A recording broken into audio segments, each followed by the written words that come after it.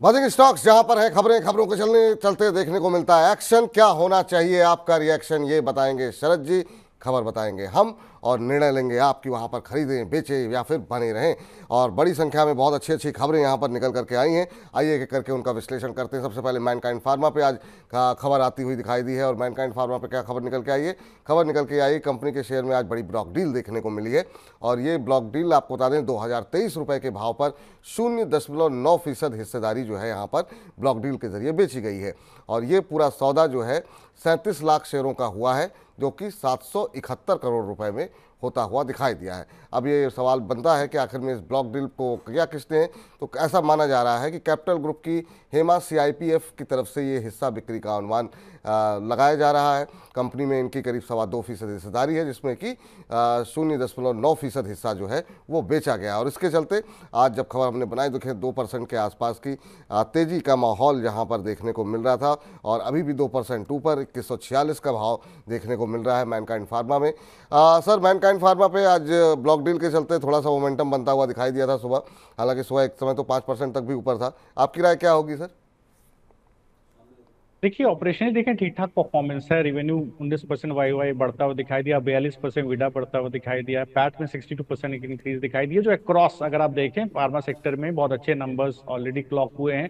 Financial year 25 में भी कहीं ना कहीं मैनेजमेंट को लगता है कि कंज्यूमर हेल्थ केयर में मिड टीन ग्रोथ रहने वाली है। लेकिन अगर आप चार्टिकली देखें स्टॉक को, तो कहीं ना कहीं एक जंबर्ड अप ऑर्डर है। जंबर्ड अप मूविंग एवरेज ऑर्डर का मैं पहले भी मैंने बोला है, वोलेटिलिटी बिगेट्स वोलेटिलिटी। जब वोलेटिलिटी कॉन्ट्रैक्ट हो जाए तो इसके बाद वोलेटिलिटी बढ़ती है, मतलब स्टॉक किसी एक तरफ भागता है। तो कहीं ना कहीं स्टॉक के अंदर बेस बना हुआ है 2000 रुपए के आसपास। तो देखिए, बेस तो बन गया है, अब ये चलेगा कब? चलेगा अगर 2250 के ऊपर चलना शुरू करेगा तो आपको 2400 के भाव भी दिखाएगा। तो मुझे लगता है कि अगर ये 2200 रुपये अगर कभी सेटल होता है विपुल जी, तो बिल्कुल इसके अंदर उस दौरान एक बार जरूर ट्रेड लेना चाहिए। मुझे लगता है ट्रेडिंग पर्सपेक्टिव से जाना चाहिए पहले। 2400 रुपये के टारगेट के लिए स्टॉप लॉस रहेगा कहीं ना कहीं 2000 रुपये। चलिए, तो स्टॉप लॉस 2000 रुपये का रहेगा यहाँ पे, ये राय निकल करके आती हुई। अगली कंपनी लेकर के आते हैं और इंडिगो पेंट्स की जरा आप देखते हैं क्यों आखिर में आज तेजी देखने को मिल रही है। यहाँ पर असल में खबर ये है कि दो तीन ब्रोकरेज हाउसेस की तरफ से यहाँ पर कुछ पॉजिटिव रिपोर्ट्स जो है वो निकल करके आई हैं इंडिगो पेंट्स को लेकर के। की नोट कैपिटल ने कहा है कि यहाँ पर बाय रेटिंग दी गई है और यहाँ पर लक्ष्य जो है 1594 कर दिया है। वहीं कंसेंसस शेयर ने जो है यहाँ पर बाय रेटिंग के साथ 1554 का लक्ष्य किया है। मोतीलाल ओसवाल की तरफ से यहाँ पर 1600 तक के टारगेट निकल करके आते हुए दिखाई दिए हैं। और कंपनी के शेयर में आज हम देख रहे हैं कि करीब 3% के आसपास की मजबूती जो है वो इंडिगो पेंट्स में देखने को मिल रही है। 1436 का भाव यहाँ पर बना हुआ है। सर, इंडिगो पेंट्स में मोमेंटम बनता हुआ दिखाई दे रहा है, आपकी सलाह क्या रहेगी?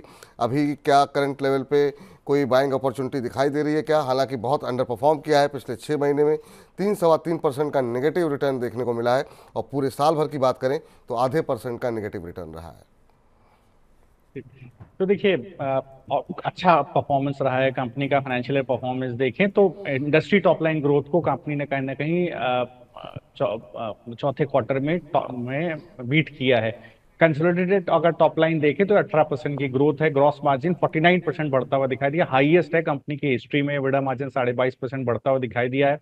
ये सारी चीजें कहीं ना कहीं देखिए मैनेजमेंट को मैनेजमेंट थोड़ा सा उसको इंथ्यूज हो जाता है, थोड़ा खुश होता है। मार्केट शेयर डिफरेंशिएटेड प्रोडक्ट्स में देखें करीब 80 से 90% का मैनेजमेंट को लगता है कि हमको देखने को मिलेगा। अब आप चार्ट देख लीजिए तो देखिए, बिल्कुल मुझे लगता है कि एक 31 जुलाई 23 के बाद से लोअर हाई लोअर लो बन रहे थे, और वो जो ट्रेंड लाइन अगर मैं ड्रॉ कर रहा हूँ 31 जुलाई के बाद से, उसका ब्रेकआउट होने वाला है विपुल जी, और ये ब्रेकआउट बड़ा है। तो मेरे भी नजरिए में ये है, मैं डिस्क्लोजर देना चाहता हूँ। 1330 रुपए का स्टॉप लॉस लगाइए। पहला टारगेट है 1540, दूसरा टारगेट है 1680। बिल्कुल ये ट्रेंड लाइन ब्रेकआउट काम करेगा सर। थोड़ा चॉपीनेस रह सकता है, स्टॉप लॉस थोड़ा डीप है, 1330 के आसपास है। गिरे तो आप 10 रुपए रखिए, 3-3 रुपए करके खरीदिए। दिसंबर तक का व्यू रखिए सर, आपको 1540 1680 तक के भाव देखने को मिल सकते हैं। 1540 1680 तक के भाव देखने को मिल सकते हैं इंडिगो पेंट्स के अंदर। और इस बीच 1200 से के आसपास दर्शक, हालांकि अभी थोड़ी देर पहले 1200 से ऊपर थे, अब थोड़ा सा नीचे आए हैं।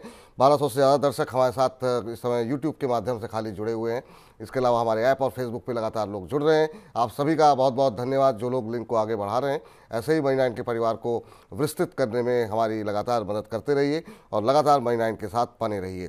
अगली कंपनी जरा स्क्रीन पर लेकर के आइए और देखते हैं यहाँ पर क्या कंपनी है, क्या कुछ खबर है। और ये आ गया पायल दास जी का सवाल, और एसके जी ने भी पूछा है। वो कह रहे हैं, विपुल सर और सरस सर को नमस्कार, जय Shri Ram. I am regular viewer of money 9। मैं RVNL को बाय करना चाहता हूँ, किस लेवल पे बाय करना चाहिए, कृपया बता दें। Money 9 is best. तो यहाँ पर आपको बता दें, RVNL की तेज़ी तो थमने का नाम नहीं ले रही सर। क्या शानदार मूव यहाँ पर देखने को मिल रहा है। आज जो है तीन खबरें आ गई इसके ऊपर। एक तो नागपुर में मेट्रो प्रोजेक्ट के लिए 187 करोड़ रुपए का ऑर्डर मिला है। मिडिल ईस्ट से इसको एक इन्होंने MOU किया है रेलवे प्रोजेक्ट के लिए। और इसके अलावा कंपनी को दक्षिण पूर्व रेलवे से भी करीब 203 करोड़ रुपए का ऑर्डर मिलता हुआ दिखाई दिया है। और क्या शानदार रैली देखने को मिली, और अभी भी लोग खरीदारी करना चाह रहे हैं। आज 9.5% ऊपर RVNL का शेयर। IRFC में काफ़ी तेज़ी है। इरकॉन करीब 2% ऊपर दिखा रहा है कामकाज करता हुआ। IRFC 2.5% से ज़्यादा की तेज़ी। लेकिन पहले तो RVNL की बात कर लेते हैं। 5 कारोबारी सत्र में 39%, 1 महीने में 58, और 6 महीने में जो है हम देख रहे हैं यहाँ पर काफ़ी शानदार मूव देखने को मिला है। और शेयर के अंदर 200% से ज़्यादा का रिटर्न जो है वो महज 6 महीने में आ चुका है। अभी भी क्या गुंजाइश बनती है सर? और रेलवे शेयरों पे अभी आपकी राय क्या होगी, क्योंकि बजट को देखते हुए बहुत लोगों की नज़रें लगी हुई हैं। देखिए विपुल जी, इसी को कहते हैं future projection of the cash flow. अब देखिए 84 के पी पर ट्रेड कर रहा है, इरकॉन करीब 32 के पी पे ट्रेड कर रहा है। इसके बावजूद आप बेहतरीन परफॉर्मेंस देखिए RVNL का, स्टॉक वाइज परफॉर्मेंस देखिए। वैसे भी company all time highest top line growth इस लास्ट फाइनेंशियल ईयर में दे चुकी है। अगर आप देखें तो 12 प्रोजेक्ट फाइनेंशियल ईयर 23-24 में कंपनी ने कंप्लीट किए थे। 152 प्रोजेक्ट कंप्लीट कर चुकी है। आप आने वाले समय में भी अगर आप देखें तो बेहतरीन ऑर्डर बुक है कंपनी के पास। इसके पास अगर आप देखें तो 20% से ज्यादा का सक्सेस रेट है बिडिंग का। ऑर्डर बुक करेंटली अगर आप देखें 85,000 करोड़ की ऑर्डर बुक है, तो बेहतरीन परफॉर्मेंस है कंपनी का।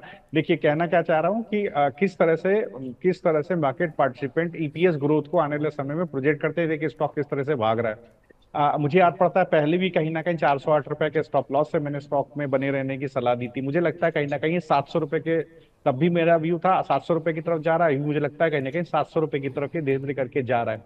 लेकिन फिर मैं कहना चाहूंगा, ट्रेडिंग मत कीजिए। अगर आप बने हुए हैं सर, तो अगर आपने नीचे कहीं खरीद लिया है, ट्रेडर हैं और आपने 400 रुपए के आसपास खरीद लिया, बिल्कुल 700 रुपए के टारगेट पे खरीद बने रहिए। या अगर आप अभी हैं, मान लीजिए अभी आपने लेटेस्ट में एंट्री किया है, तो आपको थोड़ा सा स्टॉप लॉस को समझना पड़ेगा। आप अपना स्टॉप लॉस कहीं 500 रुपए के आसपास लेकर के खड़े हो जाइए। 592 का भाव है, आपको 700 रुपए मिलेंगे। लेकिन ट्रेडर की हैसियत से अगर एंटर कर रहे हैं तो एग्जिट करने के लिए तैयार रहिएगा, स्टॉप लॉस जरूर रखिए। सर, जो लोग अभी एंट्री करना चाह रहे हैं उनके लिए RVNL में क्या स्टॉप लॉस टारगेट होने चाहिए आपके लिए, और क्या करनी भी चाहिए एंट्री की नहीं? और दूसरा सवाल, अगर रेलवे में कुछ चुनना हो तो कौन सा शेयर आपको सस्ता लग रहा है? क्योंकि सब में अच्छी रैली रही है, लेकिन IRCT से थोड़ा कम चला है। बाकी कौन सा आपका पसंदीदा 1-2 शेयर कौन से हैं जो आपको सबसे अच्छे लग रहे हैं, जहाँ पे अभी भी आपको लगता है कि फ्रेश एंट्री की जा सकती है? जी तो देखिए, पहले तो मैं बताऊं, अगर आप RVNL को देखें तो 560 रुपए का स्टॉप लॉस लगा लीजिए। अब वो बने रही है 700 रुपए के टारगेट के लिए। तो ये तो हो गया ट्रेडिंग टिप। बिल्कुल 560 के स्टॉप लॉस पर आप बिल्कुल एंट्री करके बन जाइए। और अगर अदरवाइज आपको किसी स्टॉक में एंट्री करनी है, आपको लगता है कि और किसी स्टॉक में आप जाना चाह रहे हैं, तो एक बार देखिए, आप, मुझे लगता है इरकॉन को भी आप देख सकते हैं। इरकॉन पहले भी डिस्कस हुआ है। मुझे लगता है यहाँ पर काफी स्ट्रेंथ वो है, काफी चांस है ऊपर की तरफ जाने का, क्योंकि सस्ता स्टॉक है। अगर रिलेटिवली देखें तो कहीं ना कहीं सस्ता है। 318 का भाव है। मैं PE वाइज बता रहा हूँ, प्राइस टू अर्निंग्स पर शेयर के हिसाब से बता रहा हूँ, थोड़ा सस्ता है। मुझे लगता है 303 रुपए के पास इसका एक बेस है। आप अगर लेते हैं तो मुझे लगता है 360-370 रुपए तक भी ट्रेडिंग के पर्सपेक्टिव से जा सकता है। लेकिन उस स्थिति में आपको 300 रुपए पे स्ट्रिक्ट स्टॉप लॉस लगाना पड़ेगा। चलिए, तो इरकॉन और RVNL पे दोनों के लेवल आपको यहाँ पर मिल गए हैं। हालांकि आज टीटागढ़ रेल में काफ़ी अच्छी गिरावट है, करीब 5% के आसपास, 4.5% के आसपास ये शेयर टूटता हुआ दिखाई दे रहा है। चलिए, तो ये हो गई बात रेलवे को लेकर के जिनके भी सवाल थे, क्योंकि बड़ी संख्या में दर्शकों के सवाल आ रहे थे। अब जरा अगली कंपनी लेकर के आते हैं, बीएलएस इंटरनेशनल को लेकर के देखते हैं क्या कुछ खबर है। यहाँ पर कंपनी पे खबर ये है कि तुर्की की कंपनी आई डेटा दानिश पे इन्होंने जो है 100% हिस्सा जो है वो अपनी खरीदारी जो है वो पूरी कर ली है। आपको बता दें, आई डेटा के 15 से ज़्यादा देशों में 37 से ज़्यादा वीज़ा एप्लीकेशन सेंटर मौजूद हैं। इसके अलावा यहाँ पर करीब 720 करोड़ रुपए में कंपनी ने ये पूरा एक्विजिशन कंप्लीट किया है। और इसी एक्विजिशन कंप्लीशन के चक्कर में आज शेयर में हम देख रहे हैं कि शुरुआती दौर में 3-4% की तेज़ी थी, लेकिन बाद में 0.25% की मामूली बढ़त देखने को मिल रही थी। अभी अगर देखें जो भाव देखने को मिल रहा है वो देखने को मिल रहा है 377 का, अब लाल निशान में फिसलता हुआ करीब 1% नीचे। तो ये खबर का असर अब समाप्त होता हुआ, आपकी राय क्या होगी सर बीएलएस इंटरनेशनल सर्विसेज पे?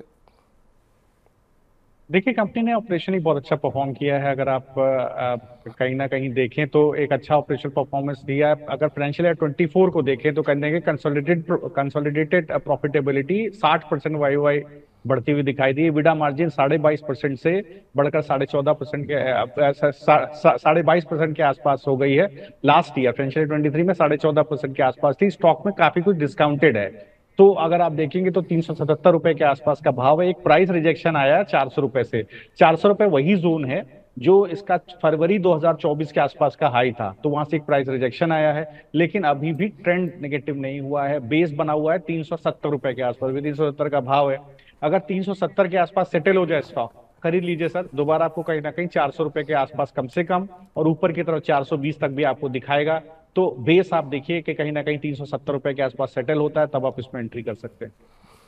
चलिए, तो ये राय यहाँ पर निकल करके आती हुई, अगली कंपनी पे चलते हैं और देखते हैं वहाँ पर क्या कुछ खबरें निकल करके आती हुई दिखाई दे रही हैं। और ये है, आपको बता दें कि एनएलसी इंडिया पे खबर ये है कि 2 दिन पहले की हालांकि ये खबर है, लेकिन शेयर में मोमेंटम आज बनता हुआ दिखाई दिया, तो हमने सोचा लाओ इसको डिस्कस कर लेते हैं। कंपनी को उड़ीसा के अंगुल में कोल माइन विकसित करने के लिए जो है एक ऑर्डर मिला है। आपको बता दें 2 दिन पहले ही कंपनी को ये ऑर्डर मिला है और आज अच्छा मोमेंटम देखने को मिल रहा है। और ये जो माइन मिली है कंपनी को, इसके पास 137.7 करोड़ टन कोयले का रिजर्व जो है यहाँ पर मौजूद है। और ये कंपनी की दूसरी खदान होगी कोयले की।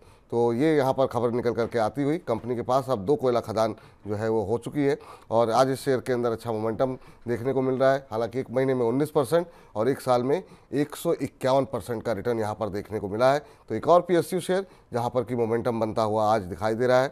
RVNL पे हमने बातचीत कर ली, और अब NLC भी एक PSU कंपनी जहाँ पर हम देख रहे हैं कि अच्छी तेज़ी देखने को मिल रही है। करीब 3% के आसपास की मजबूती जो है NLC इंडिया में देखने को मिली है। सर, इस PSU शेयर को कैसे देख रहे हैं आप? 3% से ज़्यादा की मजबूती आज देखने को मिल रही है। इस गिरते बाजार में 271, 272 का लेवल देखने को मिल रहा है। जी देखिए, अगर आप लास्ट फाइनेंशियल में देखें तो स्टैंडअलोन प्रॉफिट ही कंपनी का करीब 250% बढ़ता हुआ दिखाई दिया था। कंसोलिडेटेड प्रॉफिट करीब 200% बढ़ता हुआ दिखाई दिया था। स्टॉक प्राइस में देखिए जिस तरह का मूव आपने देखा आता हुआ दिखाई दिया है। अगर आप फरवरी के बाद से देखें तो स्टॉक कंसोलिडेट हुआ है काफी, करीब नीचे की तरफ 210, ऊपर की तरफ 260 के जोन में कंसोलिडेट हो गया। लेकिन ट्रेंड पॉजिटिव है। मुझे लगता है अभी भी स्टॉक के अंदर काफी स्ट्रेंथ बाकी है। ये जो पर्टिकुलर ट्रेंड है स्टॉक का, 270 का भाव है। बेस कहाँ बना है? बेस आपका बना है 235 240 के आसपास। ये बिल्कुल स्टॉक ऊपर की तरफ जाने को तैयार है। 315 के भाव विपुल जी इसके अंदर दिखेंगे मुझे लगता है। इसी जोन में 235 पर एक स्टॉप लॉस डाल लीजिए। 270 का भाव है। 315 के टारगेट के लिए दिसंबर क्वार्टर तक होल्ड कीजिए। चलिए, तो ये राय निकल करके आती हुई, और इसी के साथ समाप्त करते हैं हमारे इस खास सेगमेंट बजिंग स्टॉक्स को।